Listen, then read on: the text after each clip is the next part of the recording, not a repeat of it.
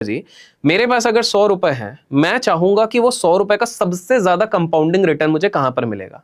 अगर मुझे 100 रुपए की चीज कहीं पर 90 रुपए की मिल रही है तो मैं ऑब्वियसली वहां पर जाने की कोशिश करूंगा रैदर देन 100 रुपए की चीज 120 पे, क्योंकि वहां पर मेरा मार्जिन ऑफ सेफ्टी मतलब सेफ्टी नेट मेरा कम हो जाता है। तो भारत उस समय पे 120 130 पे चल रहा था 100 रुपए के लिए, और बाकी सारे देश 70 80 90 जहां पे ग्रोथ भी दिख रही थी। और एक मेजर पॉइंट था, जो क्वार्टर ऑन क्वार्टर रिजल्ट आ रहा था हमारी कंपनीज का, वो उतना अप्रिशिएटिंग नहीं था, डिसअपॉइंटिंग था।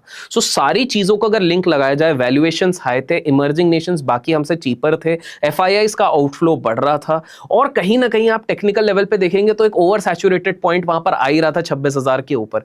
तो ये डिप एक्सपेक्टेड थी। हमेशा हमको याद रखना पड़ेगा, ट्रिगर बाद में आता है, मार्केट रिएक्शन पहले से करता है।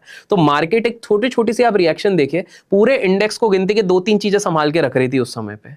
तो मात्र ये 2-3 चीजें जैसे ही गिरती तो फॉल एमिनेंट था, और वही वाली चीज हुई। इंडेक्स के कोई बड़े लीडर सपोर्ट ही नहीं कर रहे थे। कभी एआई का वेव आ जाता था, अचानक से पूरा टेक स्टॉक गिर गया। और हमेशा एक चीज याद रखिए, मैं अभी भी लोगों को आपके थ्रू बताना चाहूंगा कि हमारा जो पूरा मार्केट है, आज तक जो हम 25-30 साल से बहुत चलते आए, वो 3 थीम पे चलते हैं। एक था कंजम्पशन, कि भाई भारत का कंजम्पशन कभी कम नहीं होगा, पॉपुलेशन इतना ज्यादा है, अब तो पॉल्यूशन भी ज्यादा है वैसे, बट पॉपुलेशन इतना ज्यादा है तो ये सारी चीजें चलती रहेंगी। तो